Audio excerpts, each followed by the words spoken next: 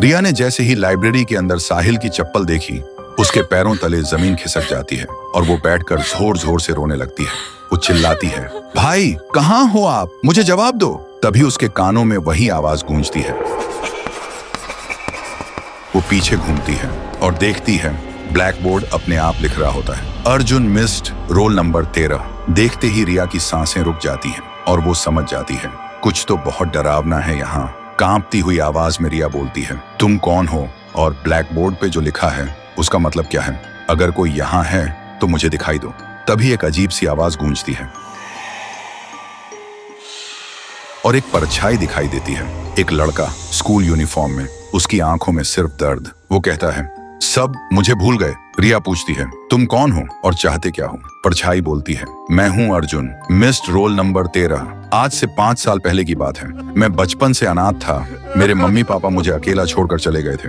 एक दिन क्लास के सब बच्चे मुझे कालुआ कालुआ कहकर चिढ़ाने लगे। मैं काला था, इसलिए मैं रोता हुआ लाइब्रेरी की तरफ भागा और जब मैं लाइब्रेरी में घुसने ही वाला था तभी देखा मैडम और एक डॉक्टर किसी अजीब चीज के बारे में बात कर रहे थे और तभी किसी ने मुझे पीछे से जोर से मारा। मेरी आंखों के सामने अंधेरा छा गया। जब मेरी आंखें खुली तो देखा मैं लाइब्रेरी के अंदर टेबल पर पड़ा था। डॉक्टर और मैडम भी वहां थे। मैं चिल्लाने की कोशिश कर रहा था लेकिन न चिल्ला पा रहा था न हिल पा रहा था। तभी मुझे पता चला ये लोग स्कूल के बच्चों को किडनैप करके उनके ऑर्गन्स निकालते हैं और उन्हें बेच देते हैं। फिर उसी दिन मैडम ने प्रिंसिपल के सामने कुछ बहाना बनाकर लाइब्रेरी को हमेशा के लिए बंद करवा दिया। गांव वालों के सामने मुझे मिसिंग बता दिया गया। तब से मेरी रूह इसी लाइब्रेरी में भटक रही है और हर रात 12 बजे घंटी बजाता हूँ,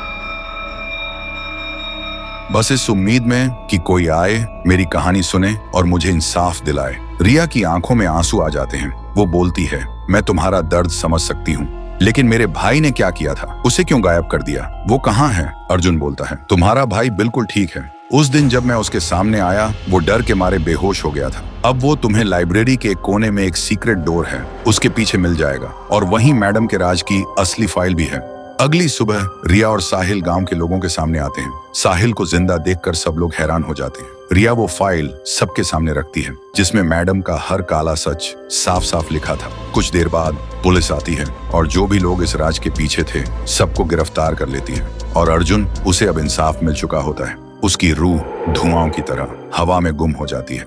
तो दोस्तों, अगर आपको ये कहानी पसंद आई हो और आगे भी ऐसी हॉरर सीरीज चाहिए हो तो कमेंट करो